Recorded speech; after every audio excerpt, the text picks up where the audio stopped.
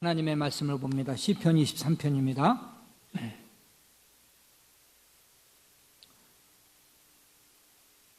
구약성경 818면 1절부터 6절까지 한 절씩 교독해서 읽습니다. 여호와는 나의 목자시니 내게 부족함이 없으리로다.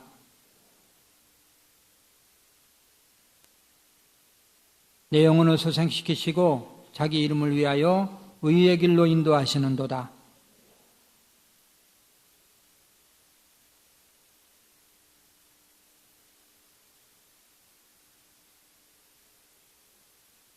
주께서 내 원수의 목전에서 내게 상을 차려주시고 기름을 내 머리에 부으셨으니 내 잔이 넘치나이다. 선하심과 인자하심이 반드시 나를 따르리니 내가 여호와의 집에 영원히 살리로다. 아멘. 할렐루야. 3부 예배 참석하신 여러분들 환영하고 또 주님의 이름으로 축복합니다.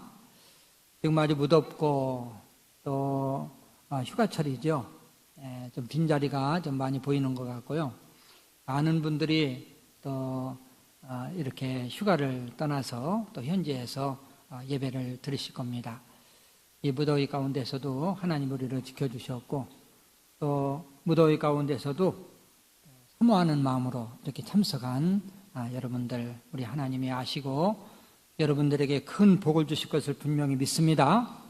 우리 서로 인사 나누겠습니다. 안녕하십니까? 잘 오셨습니다. 중층에도 인사를 잘 하시고요. 감사합니다. 감사합니다. 아마 어제 저녁에도 여러분들이 더위 때문에 무더워서 잠을 설치셨을 거예요. 지금 벌써 여러분들 눈 보니까 또 좋을 준비를 하고 계신 분들이 25분이 계세요. 오늘은 열대야 여러분들 참 그렇게 밤에 잠을 못 주무시고 뒤적이다가도 예배에 참석하시고 우리 하나님 앞에 나온 것 너무너무 하나님이 이뻐하시기 때문에 오늘은 마음껏 졸아도 괜찮습니다. 제가 다 봐드릴게요. 그 대신 코만 골지 마세요. 옆에 있는 사람한테 좀 지장이 있으니까 주무시는 것은 제가 눈 딱 감고 봐드리겠습니다. 영국의 유명한 연극 배우가 명예훈장을 받게 됐습니다. 그 자리에서 사회자가 배우에게 부탁을 했어요. 청중을 위해서 어떤 대사를 하나 발표를 해줬으면 좋겠습니다. 그 연극 배우는 어떤 대사도 금방 외워서 무대에 나갈 수 있는 아주 그러한 재능을 가지고 있었습니다. 연극 배우가 쾌히 승낙을 하고 어떤 원고든 주시면 금방 외워서 제가 발표를 해보겠습니다. 그때 관중석에 있던 연세 많으신 신사 한 분이 제의를 했어요. 배우님, 시편 23편을 한번 금방 암송해서 발표를 해주시는 것이 어떨까요? 지금 부탁하신 분이 누구시죠? 저는 이 지역에서 목회하고 있는 목사입니다. 목사님, 그러면 제가 시편 23편을 성경을 주시면 내가 금방 외워서 발표를 할 거고 그 대신 내가 한 다음에 목사님도 올라오셔서 발표를 하셔야 됩니다.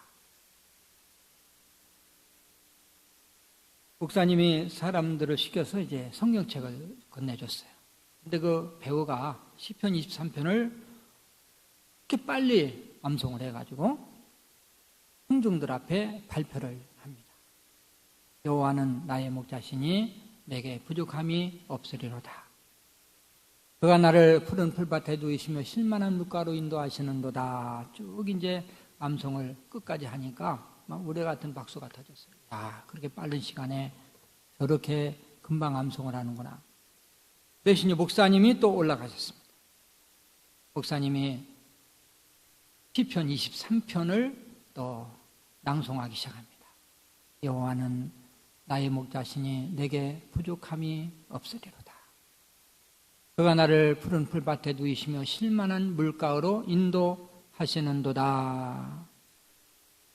6절까지 다 암송을 했는데 분위기가 숙연해지고 또 눈물을 흘리는 사람들이 여러 명이 있었습니다. 배우가 일어나서 이런 이야기를 했습니다. 여러분, 저는 시편 23편 낭송을 통해서 여러분의 귀를 울렸습니다. 그러나 목사님의 낭송은 여러분들의 마음을 울린 것 같습니다. 저는 시편 23편을 외워서 알고 있지만 우리 목사님은 시편 23편을 체험하고 체험으로 낭송한 것 같습니다. 많은 청중이 우레 같은 박수를 드렸습니다. 시편 23편 강해는 이번에 6주간을 걸쳐서 강해를 하게 됩니다. 이번 벌써 세 번째 주죠. 6주간 동안 제가 볼 때는 최소한도 20번 정도는 여러분들이 시편 23편을 읽고 또 부분적으로 읽게 됩니다. 여러분은 이 기간 동안 한번 시편 23편을 암송해 보는 것이 어떻겠습니까? 집에 가셔서 조금만 노력하면 암송할 수 있어요. 제가 그래서 다음 6주 다 끝날 때 그때 한번 무작위적으로 한번 시켜볼까? 암송하라고?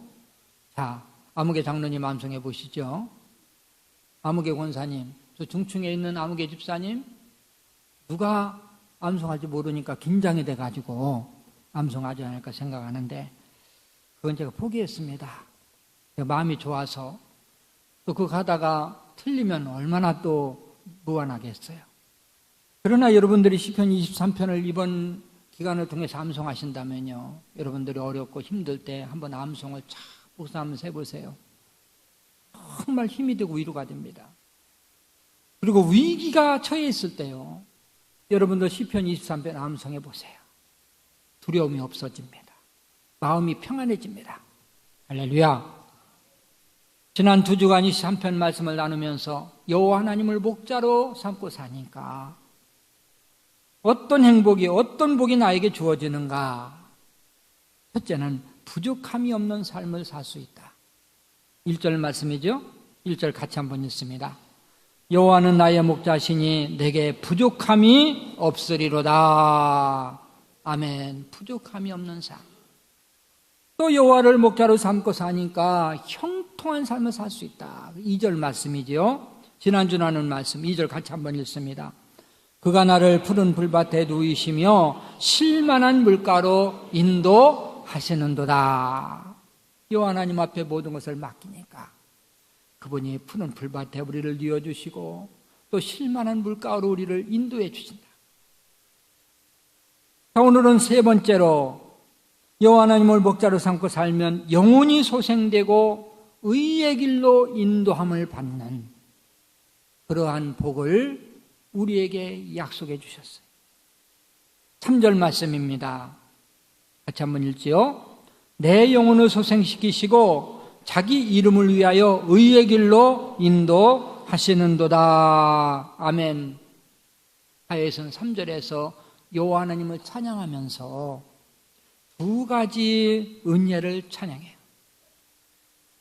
첫째는 영혼을 소생시키시는 은혜. 나는 하나님으로부터 영혼을 소생시키시는 은혜를 받았습니다. 이렇게 하나님께 찬양하는 거예요. 내 영혼을 소생시키시며, 내 영혼을 뭐 하시며? 소생시키시며. 여러분, 소생이 뭡니까? 소생한다. 이건 다시 살린다, 다시 살아난다, 이런 뜻이죠. 여호와 하나님께서 내 영혼을 다시 살리셨다. 이걸 찬양한 거예요. 다윗의 영혼이 병들고 상처받을 때가 있었습니다. 그의 영혼이 정말 병들고 상처로 얼룩져 있을 때가 있었어요. 그때 하나님께서 그의 영혼을 소생시켜 주신 거지요. 다윗은 그 은혜를 생각하면서 찬양한 거예요. 한 번은 나단 선지자가 다윗 왕을 찾아옵니다. 왕이여 평안하셨습니까? 아니 선지자님 웬일이십니까? 왕이여 오늘 왕에게 긴히 드릴 말씀이 있어서 이렇게 찾아왔습니다. 그래요. 이 선지자님 표정이 심각한 것 같은데 한번 말씀해 보시지요.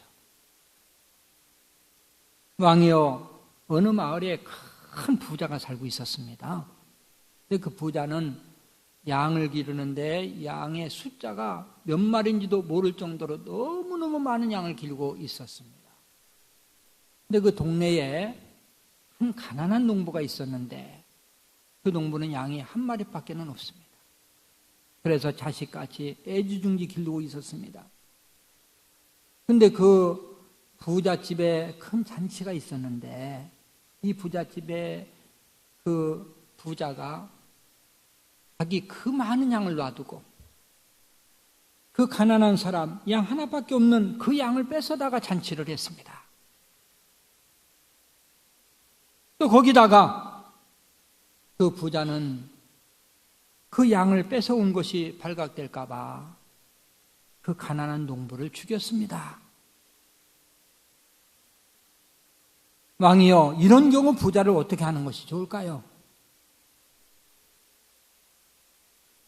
다윗이 듣고 진노를 합니다. 선지자님, 그는 무리한 사람이 어디 있습니까? 자기 양이 그렇게 많은데 그래 그 하나 있는 양을 뺏어다가 잔치를 하다니요. 그리고 또 그 농부를 그 가난한 사람을 죽이다니요. 그런 사람은 당장 잡아다가 극형에 처하는 것이 마땅합니다.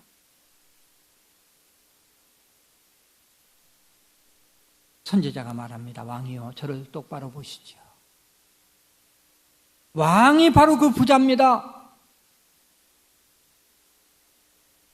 왕은 왕궁에 많은 여인들이 있습니다. 그런데 왕은 어찌 충성된 부하 우리아의 아내를 데려다가 범하고 그리고 우리아의 왕이 우리아를 범한 것이 들통날까 봐 충성스러운 부하 우리아를 죽게 만들지 않았습니까? 왕은 사람은 속일 수 있어도 하나님은 속일 수가 없습니다. 다윗 왕이 충격을 받습니다. 그리고 그 자리에서 선지자 앞에 무릎 꿇고 엎드립니다. 통곡합니다. 선지자요, 제가 잘못했습니다. 제가 바로 그런 사람입니다. 나는 죽어마땅한 사람입니다. 그러면서 하나님께 눈물로 회개합니다. 다윗 왕은 그의 충직한 신하 우리아의 아내 밧세바를 데려다가 범하고 밧세바가 임신을 하자. 그것이 들통날까 봐 충성스러운 그의 부하 우리아를 전쟁터에 최전선에 보내서 적군의 손에 죽게 만들어서 전사한 것처럼 위장을 한 거예요.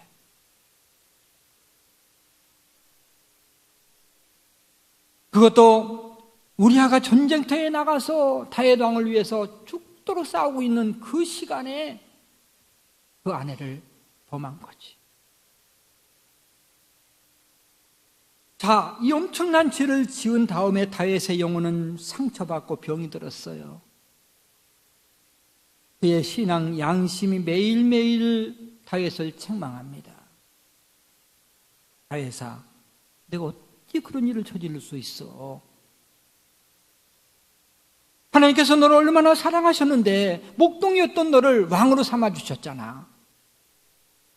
그리고 너는 전쟁터에 나갈 때마다 하나님이 함께 하셔서 이기게 하셨잖아. 태평성대를 이루게 하셨잖아. 너같이 복 많이 받은 사람이 어디 있어? 또 믿음으로 산다는 데가 어떻게 그런 죄를 저질 수가 있어? 양심이 계속해서 책망합니다. 죄책에 사로잡혀서 일이 손에 잡히지 않아요. 하나님의 진노가 두렵습니다. 그러한 때에 하나님께서 나단 선지자를 다윗에게 보냈고 그리고 회개하게 만든 것입니다. 나단 선지자를 통해서 다윗의 영혼이 소생된 거예요.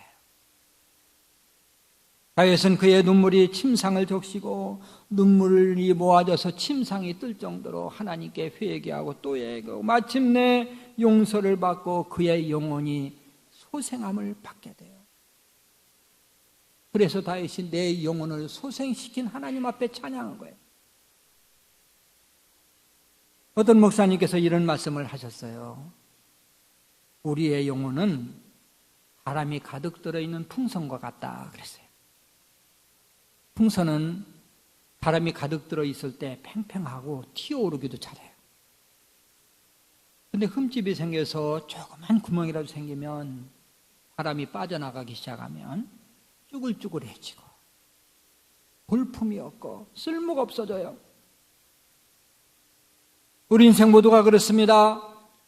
하나님의 생명으로 성령으로 충만할 때 참 행복과 평강이 있어요. 그러나 죄로 말미암아 영혼에 상처가 생깁니다. 그 상처의 구멍으로 하나님의 생명이 다 빠져나가요. 그러면 인생은 김 빠진 풍선처럼 생명도 능력도 행복도 잃어버려요. 마음이 평안하지 않으니까. 뭔가 잡았다면 또 잡을 것이 생기고 이뤘다면 또 하나가 생기고 만족이 없으니까 그 다 빠져버린 생명을 불어넣으려고 이것도 집어넣어보고 돈을 좀 집어넣으면 괜찮을까? 그래, 술을 좀 불어넣으면 괜찮을까? 쾌락의 바람을 불어넣으면 괜찮을까? 취미생활도 하고 스포츠도 빠져보면 괜찮을까? 그러나 한번 빠진 생기는 되찾을 수가 없고 찾으면 찾을수록 더 깊이 상처만 남는 거지. 잃어버린 생명을 어떻게 되살릴 수 있을까요? 원리는 간단하죠. 왜 우리 속에 있는 그 충만한 생명이 빠져나갔을까? 그것은 바로 펑크가 나 있어.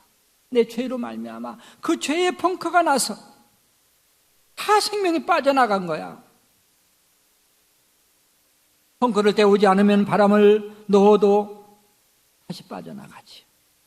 그래서 만족이 없고 항상 불만족 속에서 사는 거예요. 우리나라 속담에 밑 빠진 독에 물을 붓는다는 말이 있죠. 그래서 인생들은 욕구불만에 사로잡혀서 사는 거예요. 어떻게 영혼의 펑크를 떼우고 소생시킬 수 있을까요? 답은 딱 한 가지. 오직 예수 그리스도를 통해서 우리의 죄의 문제를 해결하고 하나님과의 관계를 회복할 수 있다는 사실을 믿으시길 바랍니다. 예수님이 세상에 오신 목적이 바로 여기에 있어요. 우리의 상처난 영혼을 떼우고 치료해 주시고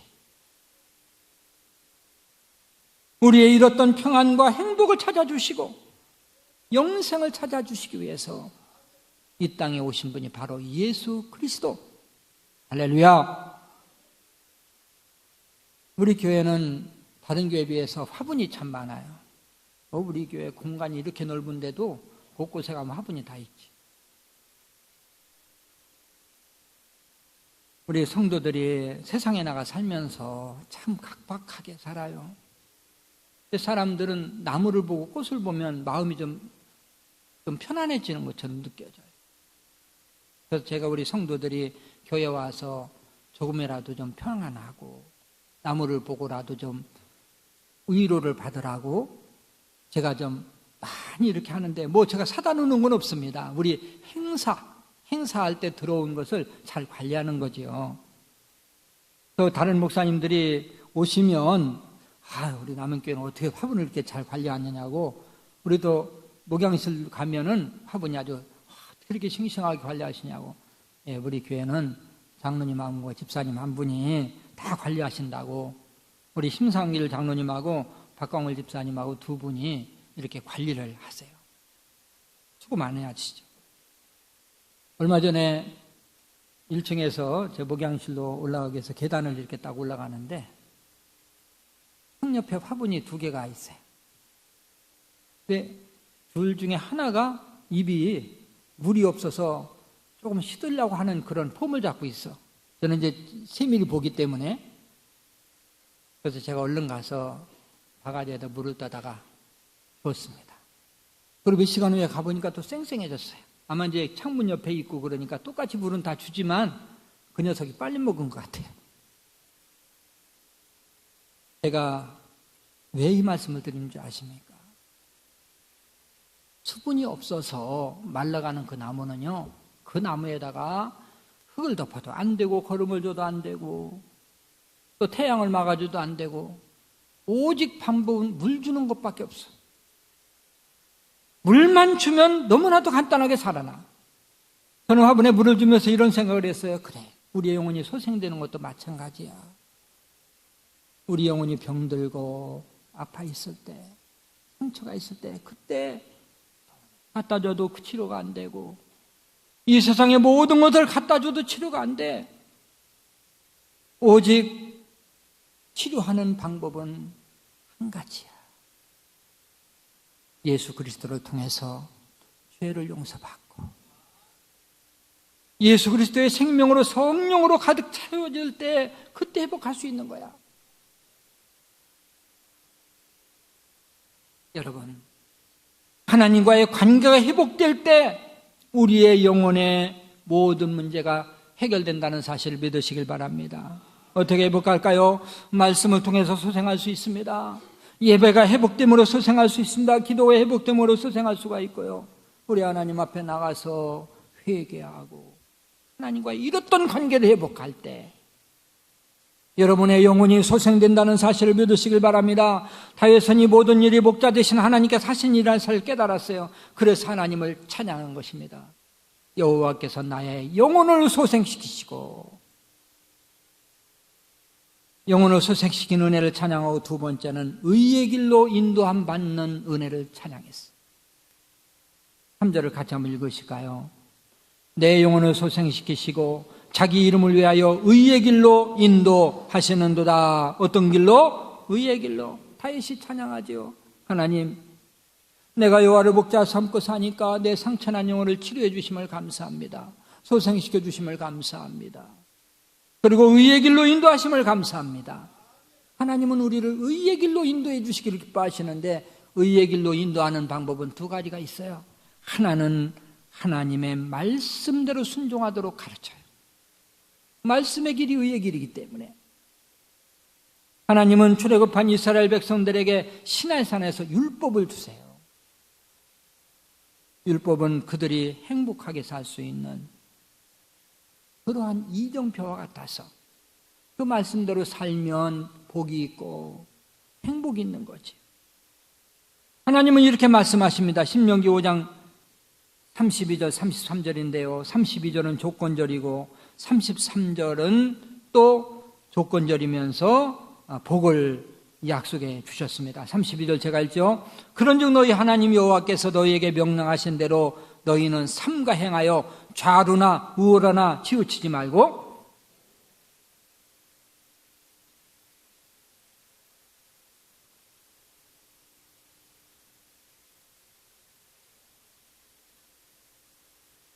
아멘. 하나님께서 이스라엘 백성들에게 행복하게 살고 풍성하게 사는 방법을 가르쳐 줬어요. 너희는 하나님의 말씀대로 순종하며 살아.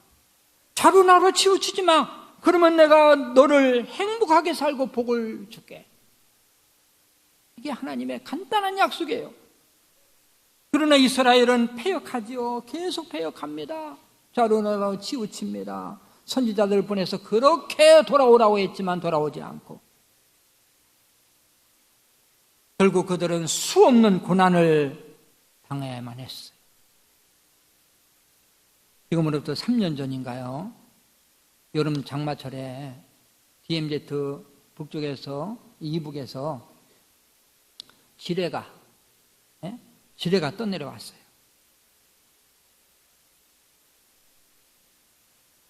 그 지뢰는 목판 지뢰라는 지뢰인데 나무로 만드는 지뢰예요. 살산용으로 만들어 놨는데 거기에 이제 홍수가 나는 바람에 묻어놓은 게 떠내려왔어요. 어떻게 그 위험한 것을 그렇게 시원찮게 묻어놨는지.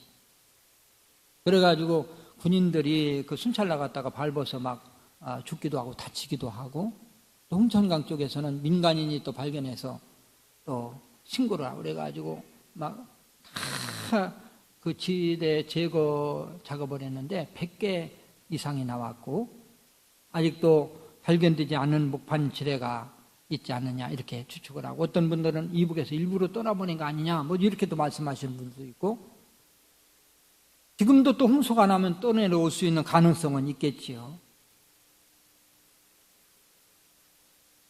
저는 그것을 생각하면서요, 인생의 삶도 지뢰밭과 같다 이런 생각을 가졌어요. 이 사탄이 묻어놓은 지뢰가 여기저기 깔려 있어요. 우리를 유혹하는 지뢰, 밟기만 하면 터져요. 상처가 돼요. 죽어요. 지뢰는 땅속에 묻어놓기 때문에 눈에 보이지를 않잖아요. 그 위에 또 나무가 자라서 나무가 무성하고 또 꽃도 피고, 그러니까 그걸 거꾸로 갔다가 또 밟아서 죽을 수도 있고. 하나님께서 이렇게 말씀하십니다. 인생길 좌우에는 사탄이 깔아놓은 지뢰들이 얼마나 많은지 모른단다. 우리를 유혹하는 것들이 수도 없이 많아요. 좌우나 치우치면 안 돼. 말씀대로 순종하며 살아야 돼. 그래야 내가 복을 받는 거야. 그래야 내가 행복한 거야. 하나님은 지뢰 같은 인생길에서 독생자 예수를 이 세상에 보내셨어요. 이 사탄이 깔아놓은 이 지뢰밭, 우리가 스스로 못 가요. 영생을 갈 수 없어요. 근데 예수님께서 그 지뢰밭을, 그 지뢰를 폭발시켰어요. 다 터지게 만들었어요. 어떻게? 예수님의 몸을 던져서, 자기 몸을 던져서 지뢰를 터뜨렸어. 그리고 길을 내셨어. 우리는 예수님이 만들어 놓으신, 열어놓으신 그 길을 따라가면 예수 안에서 영생이고 예수 안에서 생명이 우리에게 주어지는 것입니다. 할렐루야. 예수님이 이렇게 말씀하시지요. 요한복음 14장 6절 같이 한번 읽을까요? 예수께서 이르시되 내가 곧 길이요 진리요 생명이니 나로 말미암지 않고는 아버지께로 올 자가 없느니라. 예수의 길, 믿음의 길만이 영생의 길이요 생명의 길이요 행복의 길이라는 사실을 믿으시길 바랍니다. 하나님은 의의 길로 인도하시기 위해서 말씀대로 순종하도록 가르치시고, 또 한 가지는 징계를 통해서 깨닫도록 가르쳐서 우리를 의의 길로 인도하십니다. 하나님께서는 우리에게 징계를 주실 때가 있어요. 의의 길로 가지 않으니까. 아이들을 길러요. 아이들이 부모 말을 안 들어요. 곁길로 나가요. 그 길은 지뢰가 얼마나 많이 묻어있는 그러한 길인데 무서운 줄도 모르고 가는 거예요. 그러면 처음에는 이야기로 하다가 나중에는 말을 안 들으면 해초리를 들어서 때리잖아요. 다윗을 목자이신 하나님께서 자기와 함께 하심을 체험했고, 또 인도하시고 보호하심을 체험했습니다. 근데 동시에 하나님은 나에게 징계까지 주셔서 나를 의의 길로 인도해 주신다고 하나님께 찬양한 거예요. 여러분, 하나님께서 어떤 경우에 하나님의 징계를 우리에게 주실까요? 하나님의 징계의 채찍을 드실까요?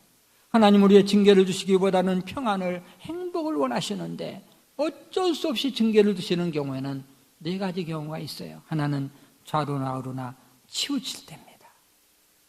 바른 길에서 이탈해 나갔을 때 그렇게 무서운 사탄의 무기들이, 지뢰들이 깔려 있는데 깨닫게 해야지요. 또 하나는 가다가 중단했을 때입니다. 믿음 생활에 전진이 너무너무 없어요. 항상 제자리 걸음이에요. 그러면 하나님께서 더 앞으로 나가라고, 깨달으라고 징계를 주실 수가 있습니다. 또 한 가지는 가다가 뒤돌아섰을 때입니다. 하나님을 배반하고 떠날 때 하나님의 택한 백성이에요. 그렇기 때문에 하나님은 그 백성을 돌아오기 위해서 징계를 주실 수 있어요. 또 한 가지는 사명을 망각했을 때입니다. 분명히 감당해야 될 사명인데도 피해갈 때 하나님께서 또 징계를 주실 수도 있죠. 특히 3절 말씀에서 주셔야 되는 말씀이 있습니다. 하나님께서 의의 길로 인도하시는 목적이 무엇이냐?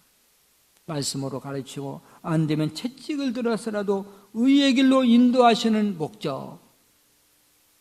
이것은 우리에게 고통을 주고 골탕 먹이고 그런 게 아니라 하나님의 목적은 복에 있어요. 축복에 있습니다. 호세아 선지자를 통해서 이렇게 선포하십니다.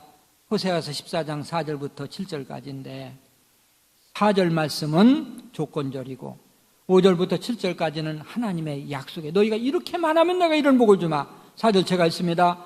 내가 그들의 반역을 고치고 기쁘게 그들을 사랑하려니 나의 진노가 그에게서 떠났음이니라.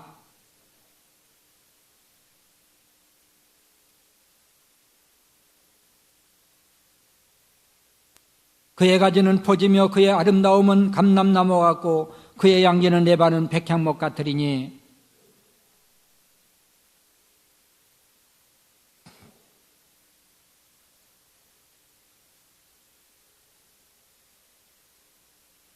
아멘.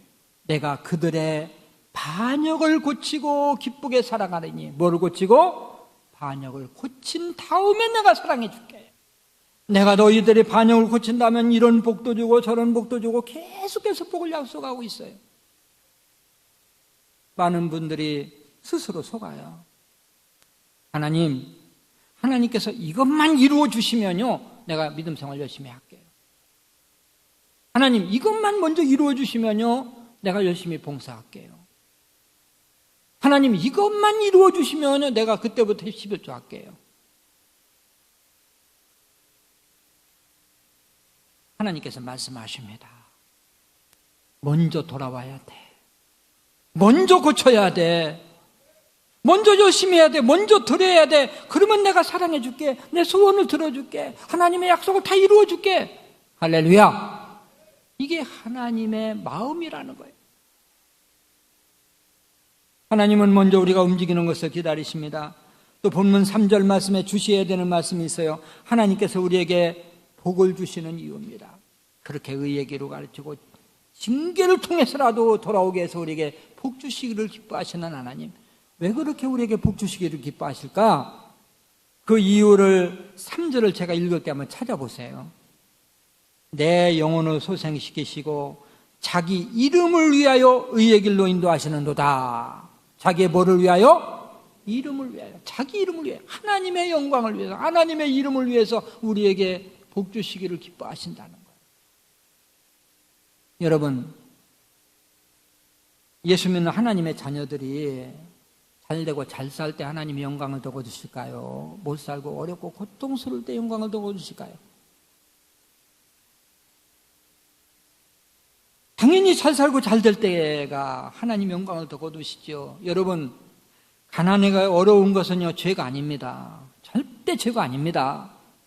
그런 고통을 통해서 하나님이 더 좋은 곳으로 우리를 인도하시기 위해서 징계를 주시든지 시련을 주시든지 어려울 때가 있어요. 그러나 세상 사람들이 볼 때 우리가 잘 살고 잘 될 때 하나님 영광이 더 나타나요. 또 덕이 돼요. 하나님은 자신의 이름을 위해서 우리가 복받기를 원하신다는 거예요. 자신 영광을 받으시기 위해서 우리 하나님은 우리에게 복 주시기를 기뻐하십니다. 그분이 영광을 위해서요. 그런데 먼저 돌아오기를 기다리고 있습니다. 우리는 먼저 예배 생활이 회복돼야 됩니다. 기도 생활이 회복돼야 됩니다. 봉사 생활이 회복돼야 됩니다. 헌금 생활이 회복돼야 됩니다.